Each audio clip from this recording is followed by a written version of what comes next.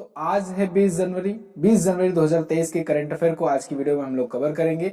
बहुत ज्यादा डिटेल में होने वाली है वीडियो, पूरी वीडियो आपको एंड तक देखना है। चलिए तो शुरू कर आज की करंट अफेयर देखिए। ग्लोबल 500 2023 रिपोर्ट के अनुसार दुनिया का सबसे मूल्यवान ब्रांड कौन बना? तो वो बन गया है अमेजॉन। अमेजन ने एप्पल को पीछे कर दिया है और पीछे करके अब दुनिया का मोस्ट वैल्यूएबल ब्रांड ये बन गया है। यहाँ पर आप रिपोर्ट देख पाओगे, world most valued brand Amazon pipes Apple to be number 1। Only one Indian brand in top 100 में केवल एक है, वो भी है टाटा ग्रुप। टाटा ग्रुप जो है दुनिया के टॉप 100 में इकलौता भारतीय ब्रांड है। अगर नेटवर्थ के रूप में बात करें तो अमेजन जो है इसकी अभी इस टाइम पर नेटवर्थ है $299.3 बिलियन। एप्पल $297.5 बिलियन पहुंच गया है और गूगल $281.4 बिलियन पर है। चौथे पर माइक्रोसॉफ्ट है और पांचवे पर है वॉलमार्ट। क्लियर। अमेजन की बात करें अगर, तो अमेजन की स्थापना दोस्तों किसने की थी? जेफ बेजोस ने। ये सीईओ का पद छोड़ चुके हैं। सीईओ अभी वर्तमान में कौन है?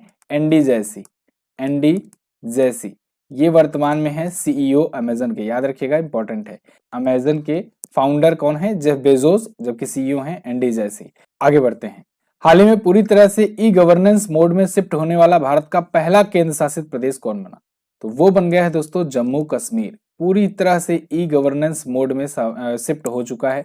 यहाँ पर जो भी सरकारी चीजें होंगी, जो भी सरकारी काम होंगे, सब का सब अब डिजिटल होगा। ठीक है ना, कोई भी चीज ऑफलाइन नहीं होगा और ऐसा करने वाला ये बन गया है पहला केंद्र शासित प्रदेश कह सकते हैं, या कह सकते हैं भारत का पहला राज्य भी। ठीक है, अगर टोटल 36 की बात करें, अगर यूनियन टेरिटरीज को भी मिला लिया जाए और स्टेट्स को भी मिला लिया जाए, तो उसमें पहला एक ऐसा स्टेट्स बन गया है जिसमें पूरा का पूरा जो गवर्नमेंट प्रोसेस है ना, सब कुछ सब ऑनलाइन होगा, सब डिजिटल तरीके से होगा, कोई भी चीज ऑफलाइन नहीं होगा। चाहे एडमिनिस्ट्रेटिव सर्विसेज हो या फिर कोई भी गवर्नमेंट सर्विसेज हो, केवल ऑनलाइन मोड में ही होंगी। ऐसा करने वाला जम्मू कश्मीर पहला है। चलो अब जम्मू कश्मीर आया है, जम्मू कश्मीर से हम लोग कुछ चीजें रिवाइज करते हैं। अभी कल की वीडियो में हम लोगों ने बात किया था कि पीसीआई सीडीए अधिनियम 2009 के तहत इसको मुक्त क्षेत्र घोषित कर दिया गया है। जम्मू कश्मीर में ही एक आतंकवादी संगठन बहुत ज्यादा एक्टिव हुआ करता था, टीआरएफ, और टीआरएफ को वैश्विक आतंकवादी घोषित कर दिया गया। भारत सरकार ने इसको आतंकवादी एक ग्रुप, टेररिस्ट ऑर्गेनाइजेशन इसको घोषित कर दिया है, जम्मू कश्मीर के इस ग्रुप को। ठीक है, वहां के उपराज्यपाल मनोज सिन्हा जी ने अभी 3 नई परियोजनाओं को मंजूरी दी थी। इसकी परियोजनाएं लॉन्च करी थी, कौन कौन से? कृषि और संबद्ध क्षेत्रों का विकास, आकांक्षी टाउन और आकांक्षी पंचायत का समग्र विकास। इसके अलावा जम्मू कश्मीर चर्चे में आया था जब भारत की सबसे लंबी स्केप टनल यहाँ पर खोली गई थी। और जम्मू कश्मीर के ही चिनाब नदी पर बन रहा है भारत का सबसे बड़ा केबल रेल ब्रिज। ठीक है, और ये केबल ब्रिज भारत का सबसे बड़ा है ही। दूसरा वाला कहाँ पर बन रहा है? गोवा में बन रहा है, ये भी ध्यान रखेंगे आप। इसके अलावा आयुष्मान भारत आईडी जनरेशन में पहला पुरस्कार भी इसी को मिला था, जम्मू कश्मीर को। अगला, वर्ल्ड बैंक ने किस देश को दक्षिण एशिया का सबसे कमजोर अर्थव्यवस्था करार दिया? तो दोस्तों वर्ल्ड बैंक ने अभी एक रिपोर्ट जारी करके बताया है कि पाकिस्तान कंट्री जो है ना, ये साउथ एशिया में आज के टाइम पर सबसे कमजोर इकोनॉमी है। यहां पर आप देख पाओगे, आर्टिकल है इकोनॉमिक्स टाइम का, Pakistan is south Asia's weakest economy. World bank की ये रिपोर्ट है जिसने ग्लोबल इकोनॉमिक प्रोस्पेक्ट रिपोर्ट जारी करके ये बताया है कि इसकी जो इकोनॉमिक ग्रोथ रेट है वो केवल 1.7% रहने वाली है अगले वाले फाइनेंशियल ईयर में।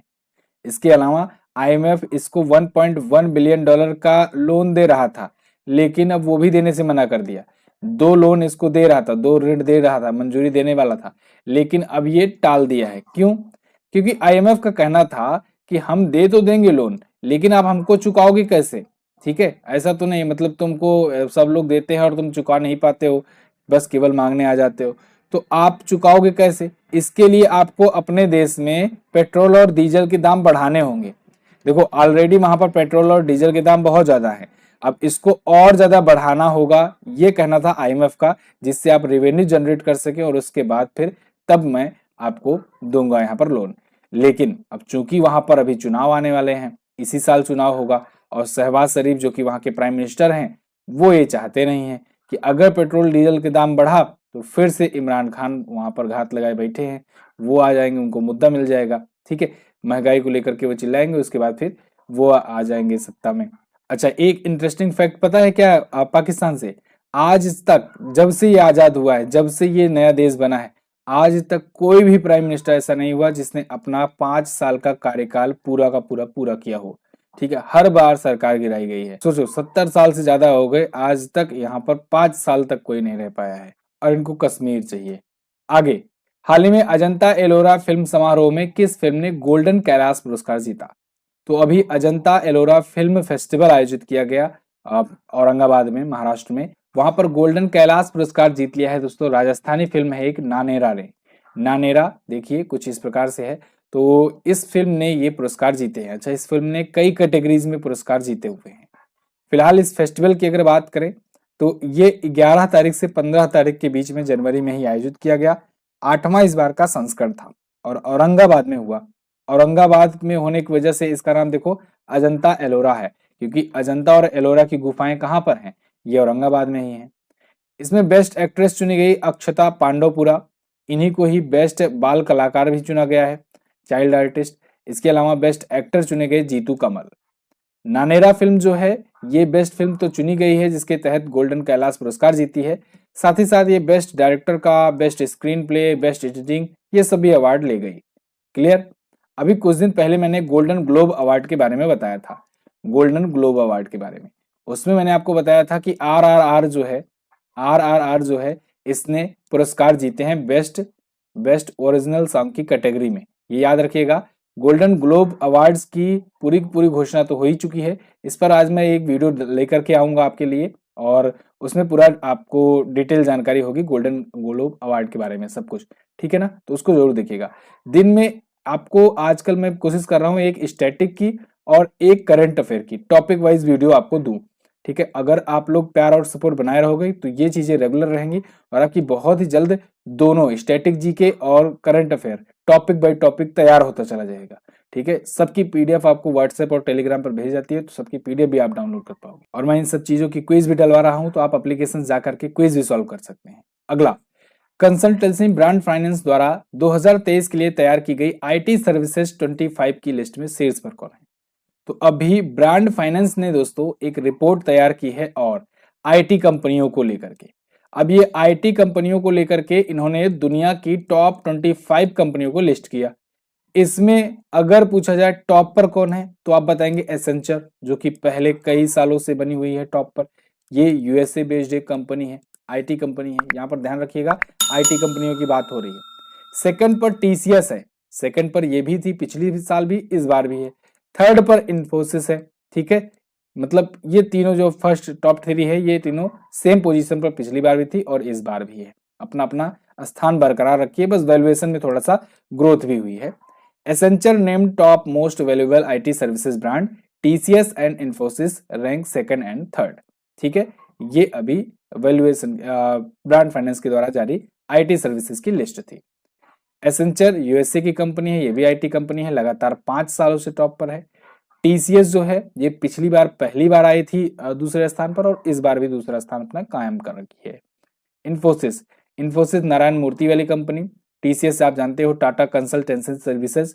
ठीक है, टीसीएस की अगर बात करें तो 2% इसकी वैल्यूएशन बढ़ी है और 17.2 अरब डॉलर की वैल्यूएशन आज के टाइम पर है इसकी। अच्छा, बात धन दौलत की हो ही रही है तो कुछ और भी चीजें जो आई हैं पिछले दिनों में उनका रिवीजन कर लेते हैं। जैसे अभी दुनिया के सबसे ज्यादा कमाई करने वाले एक्टर्स की लिस्ट आई थी, उसमें मैंने आपको बताया था शाहरुख खान जो है ये चौथे सबसे ज्यादा कमाई करने वाले वैल्यूएशन वाले हीरो हैं, एक्टर हैं। ठीक है, अभी खिलाड़ियों की लिस्ट तो नहीं आई है, लेकिन खिलाड़ियों में एक पिछली बार जो लिस्ट आई थी उसमें लियोनल मेसी टॉप पर थे, लेकिन चूंकि 200 बिलियन डॉलर का अभी एक हो गया है डील, किससे? क्रिस्टियानो रोनाल्डो से। किसके साथ? सऊदी अरब की एक टीम है अल नासर, अब वो अल नासर से खेलेंगे। तो इस वजह से सबसे ज्यादा अमीर अब खिलाड़ी फिर से हो गए, कौन? Cristiano Ronaldo. इसके अलावा अभी आपको बताया गया था कि महिला एथलीटों की लिस्ट आई थी फोर्ब्स की सबसे ज्यादा कमाई करने वाली, तो उसमें पीवी सिंधु तो पहुंच गई हैं भारत की 12वें स्थान पर, लेकिन सबसे ज्यादा कमाई करने वाली जो महिला एथलीट हैं वो कौन है? नाओमी ओसाका, टेनिस प्लेयर हैं, ये टॉप पर बनी हुई हैं। क्लियर? और गौतम अडानी के बारे में एक रिपोर्ट आई थी, वैसे तो ये 3rd रिचेस्ट पर्सन है दुनिया के, लेकिन अभी एक रिपोर्ट आई थी कि एशिया के सबसे बिजिएस्ट पर्सन भी हैं ये। तो एशिया में सबसे बिजिएस्ट पर्सन कौन है? गौतम अडानी। चलिए अगला क्वेश्चन देखते हैं हम। किस पेमेंट बैंक को Bharat bill payment operating unit के रूप में काम करने के लिए आरबीआई की मंजूरी मिली? तो दोस्तों पेटीएम पेमेंट बैंक को मंजूरी मिल गई है कि अब वो Bharat bill payment operating unit के रूप में काम कर सकता है। इसको आरबीआई की मंजूरी मिल गई है। और एक्चुअली में अभी कुछ दिन पहले इस पर बैन भी लग गया था, पेटीएम पेमेंट बैंक पर नए अकाउंट्स क्रिएट करने को लेकर के, क्योंकि इन पर आरोप लगा था कि ये अपना डाटा जो है वो चाइना से शेयर कर रहे हैं, लीक कर रहे हैं। तो इसकी वजह से आरबीआई ने बैन लगा दिया था और काफी समय तक बैन लगा था। अच्छा, आरबीआई ने दो कंपनियों पर बैन लगाया था। एक तो इन पर लगाया था बैन इसलिए कि ये डाटा लीक कर रहे हैं, दूसरा मास्टर कार्ड पर भी बैन लगा था। मास्टर कार्ड पर इसलिए बैन लगा था, वो अपना जो सर्वर रूम है, जो जहां पर डाटा स्टोर करते हैं, वो सिंगापुर में रखे थे या और कई देशों में रखे थे, भारत में नहीं रखे थे। आरबीआई का कहना यह था कि हमारे भारतीयों का डाटा जो है भारत में अपना ऐसा डाटा सेंटर बनाओ और भारत में स्टोर करो। ठीक है, तो इसकी वजह से मास्टर कार्ड पर लगाया गया था बैन, हालांकि वो भी बैन हट गया है अब फिलहाल। अब पेटीएम के जो यूजर्स हैं, पेटीएम पेमेंट बैंक के यूजर्स हैं, अब इसके थ्रू भी Bharat bill payment operating unit के थ्रू भी अब वो पेमेंट वगैरह कर सकेंगे। पेटीएम पेमेंट बैंक की बात करें अगर, तो दोस्तों इसकी स्थापना 2015 में हुई थी। नोएडा में इसका हेडक्वार्टर है और इसके अभी सीईओ नए बनाए गए हैं, दीपेंद्र सिंह राठौर। कुछ दिन पहले ही मैंने आपको बताया था इनके बारे में। वहीं अगर पेटीएम की केवल बात करें तो इसकी स्थापना 2010 में हुई थी, नोएडा में इसका हेडक्वार्टर है और विजय शेखर शर्मा जो हैं इसके वर्तमान में सीईओ हैं और यही इसके फाउंडर भी हैं। इसकी पेरेंट कंपनी है 197 कम्युनिकेशन। क्लियर। रूस भारत का कौन सा सबसे बड़ा व्यापारिक भागीदार बना है? तो रूस दोस्तों भारत का चौथा सबसे बड़ा व्यापारिक साझेदार बन गया है आज के टाइम पर। रसिया आज के टाइम पर भारत से बहुत ज्यादा ट्रेड कर रहा है, समझ लो कि फोर्थ बिगेस्ट ये बन ही गया है अब आज के टाइम पर, और बहुत तेजी से ये सबको सरपास करते हुए आगे बढ़ रहा है। मतलब आप देखो एक टाइम पर दुनिया में अगर देखा जाए कि भारत कहाँ कहाँ से तेल लेता था, उस मामले में रसिया 10वें स्थान पर हुआ करता था, लेकिन आज के टाइम पर सबसे ज्यादा तेल आपूर्ति करता रसिया है, सबसे बड़ा, यानी कि भारत सबसे ज्यादा तेल रसिया से ले रहा है। इसके अलावा पहले खाद था, खाद जिसे बोलते हैं ना उर्वरक, ठीक है, फर्टिलाइजर्स, तो फर्टिलाइजर्स के मामले में भी रसिया आज के टाइम पर फर्स्ट पर पहुंच गया है, टॉप पर पहुंच गया है। तो दो चीजों में तो टॉप पर पहुंच गया है और ओवरऑल अगर देखा जाए तो अभी चौथे स्थान पर है। लेकिन और भी मामलों में चाह रहा है रसिया कि भारत से व्यापार उसका बढ़े, क्योंकि दुनिया भर की उसकी मार्केट तबाह हो गई है। तो भारत ही ऐसे में उसका एकलौता सबसे बड़ा मार्केट बचा हुआ है। तो ऐसे में रसिया चाह रहा है कि अभी आने वाले समय में इलेक्ट्रॉनिक गैजेट्स हों या हथियारों की और ज्यादा आपूर्ति हो, ये सबसे भी डील हो सके भारत से। अगर ये सब भी हो जाता है तो कहीं ना कहीं ये चौथा स्थान जो है और कम आपको देखने को मिल सकता है। फिलहाल अप्रैल से दिसंबर की अवधि के दौरान ये 5 गुना बढ़ा हुआ है भारत का रसिया से ट्रेड। ठीक, तो दो चीजों में तो अभी टॉप पर है, कच्चे तेल और उर्वरक के मामले में। आगे बढ़ते हैं। रसिया को तो आपको मैप में दिखाने की जरूरत है नहीं, है ना, मैं यहाँ पर बेसिक चीजें आपको बता दे रहा हूँ जिस समय भी बच जाए। रसिया की जो राजधानी होती है वो मॉस्को है, रूबल यहाँ की करेंसी है और यहाँ के जो प्रेसिडेंट हैं व्लादिमीर पुतिन भाई साहब हैं। ठीक है, 2036 तक रहेंगे ये। हाल ही में किसने पुस्तक कम लेट्स रन अंग्रेजी संस्करण का विमोचन किया? तो कम लेट्स रन नाम की पुस्तक का अंग्रेजी संस्करण का विमोचन अभी किया है कृष्णमचारी श्रीकांत ने। ये पूर्व क्रिकेटर रह चुके हैं, भारतीय टीम के पूर्व कप्तान रह चुके हैं। इन्होंने अभी हाल ही में ये पुस्तक का विमोचन किया है। यहाँ पर आप इमेज में देख पाओगे इनको। ये इसका इंग्लिश ट्रांसलेशन बेसिकली लॉन्च किया गया है। एक्चुअली में ये जो बुक है ये तमिल भाषा में सबसे पहले लॉन्च की गई थी और अभी इसका इंग्लिश संस्करण लॉन्च किया गया है। जब तमिल भाषा में लॉन्च की गई थी तो उसका नाम था ओडलम वंगा। क्या नाम था? ओडलम वंगा। तो इसी का ये इंग्लिश वर्जन लॉन्च किया गया है। इसको इंग्लिश ट्रांसलेट किया है गीता पद्मनाभन और जे जायसी ने। कम लेट्स रन, ये तमिलनाडु के जो स्वास्थ्य और परिवार कल्याण मंत्री है ना, एम सुब्रमण्यम, तो उन्हीं के ऊपर लिखी गई है, उन्हीं के द्वारा लिखी गई है एक प्रकार से कहें तो। एम सुब्रमण्यम इसके हो गए राइटर पुस्तक के, ठीक है, और ये हो गए कृष्णमचारी श्रीकांत, ये हो गए इसके विमोचन करता। समझ लो इन्होंने लॉन्चिंग करी हुई है बुक की। ठीक है, तो राइटर अगर पूछा जाए तो एम सुब्रमण्यम ही आप लगाएंगे। इसको एमराल्ड पब्लिशर ने पब्लिश किया है। अब पिछले कुछ दिनों के जो पुस्तकें आई हैं उनका भी हम लोग रिवीजन करेंगे। शुभ्रा गुप्ता ने अभी इरफान खान के ऊपर पुस्तक लिखी, Irrfan Khan a life in movies. J R. Moehringer ने अभी स्पेयर नाम की पुस्तक लिखी जो कि प्रिंस हैरी पर बेस्ड है। अरविंद मोंडलोई ने जादूनामा नाम की पुस्तक लिखी, जावेद अख्तर पर ये बेस्ड है। और अभी अनजान साक्षी नाम की पुस्तक प्रोफेसर अब्दुल गफ्फार ने लिखी। तमाल बंदोपाध्याय की पुस्तक आई रोलर कोस्टर, इंपॉर्टेंट है, याद रखेंगे। शशि थरूर की पुस्तक आई अंबेडकर ए लाइफ। और संजीव सान्याल की पुस्तक आई रिवोल्यूशनरीज। रंजन गोगोई ने पुस्तक लॉन्च करी इसको, चीफ मिनिस्टर्स डायरी नंबर 1। सी रंगराजन की पुस्तक आई फोक्स इन द रोड। और एयर मार्शल पीवी अय्यर की पुस्तक I fit at any as. ये कुछ रिसेंट पुस्तकें थी, इनको आपको याद रखते चलना है। आगे बढ़ते, राष्ट्रीय आपदा प्राकृतिक बल स्थापना दिवस कब मनाया जाता है? तो राष्ट्रीय आपदा प्राकृतिक बल स्थापना, या इसे कहते हैं शॉर्ट फॉर्म में एनडीआरएफ, ठीक है, नेशनल डिजास्टर रिस्पांस फोर्स, इसका स्थापना दिवस 19 जनवरी को मनाया जाता है। एक्चुअली में 19 जनवरी 2006 को इसको स्थापित किया गया था। अभी बहुत ज्यादा पुराना ये संस्था नहीं है, अभी 2006 में ये स्थापित हुआ था एनडीआरएफ। तो इसका अभी रेजिंग डे मनाया गया 19 जनवरी को। एनडीआरएफ क्या करता है? देखो, जब भी कोई आपदा आती है ना, चाहे कोई बाढ़ आ गया, कोई तूफान आ गया, या फिर कहीं पर भूस्खलन हो गया उत्तराखंड जैसे इलाके में, ठीक है, या फिर उड़ीसा जैसे इलाके में, जहां पर देखो बाढ़ वगैरह ज्यादा आता है और कोई भी प्राकृतिक आपदाएं ज्यादा आती हैं, वहां पर ये टीम ज्यादा काम करती है, एनडीआरएफ की टीम। और तो और दुनिया का ये पहला पूर्णतया समर्पित स्टैंड एलोन आपदा प्रतिक्रिया बल है, ठीक है, मतलब केवल ये डिजास्टर के लिए ही बनाया गया है, डिजास्टर रिस्पांस के लिए ही। 2006 में स्थापित हुई थी और हेडक्वार्टर नई दिल्ली में है। महानिदेशक हैं अतुल करवाल। इसका मोटो है आपदा सेवा सदैव सर्वत्र। क्या? आपदा सेवा सदैव सर्वत्र, मोटो भी पूछा जाता है। और गृह मंत्रालय के तहत आता है, ये क्वेश्चन भी बन सकता है आपसे, गृह मंत्रालय के तहत ये फोर्स आती है। क्लियर? आगे बढ़ते हैं। ये रहा जनवरी के कुछ महत्वपूर्ण दिवस, इसको आप रिवाइज कर लेंगे। अगला, वनडे में दोहरा शतक लगाने वाले सबसे कम उम्र के खिलाड़ी कौन बने? तो दोस्तों, वनडे में दोहरा शतक लगाने वाले सबसे कम उम्र के खिलाड़ी बन गए हैं शुभमन गिल। ये सबसे कम उम्र के खिलाड़ी भी बन गए, साथ ही साथ में ये 5वें भारतीय खिलाड़ी बन गए। और अभी न्यूजीलैंड के खिलाफ इन्होंने ये दोहरा शतक अपना लगाया हुआ है। साथ ही साथ इन्होंने अपना 1000 रन भी कंप्लीट कर लिया है। तो 1000 रन भी लगाने वाले सबसे कम उम्र में, यानी सबसे कम उम्र में 1000 रन कंप्लीट करने वाले भी ये पहले खिलाड़ी बन गए हैं। तो देखो, 3 क्वेश्चन यहां से बना। एक तो दोहरा शतक लगाने के मामले में इनका भी नाम आ गया, दूसरा दोहरा शतक लगाने वाले ये 5वें भारतीय बल्लेबाज हैं, और तीसरा इनका रिकॉर्ड क्या बना? सबसे कम मैचों में ये 19वें मैच में ही अपना 1000 रन बना लिए शुरुआत के। तो ये भी सबसे बनाने वाले सबसे युवा बल्लेबाज बन गए हैं। वैसे अगर दोहरा शतक की बात करें, डबल सेंचुरी की बात करें, यानी 200 से ज्यादा रन की अगर बात करें, तो अभी तक वनडे में केवल 10 बार ही ऐसा हुआ है कि किसी खिलाड़ी ने दोहरा शतक लगाया हो।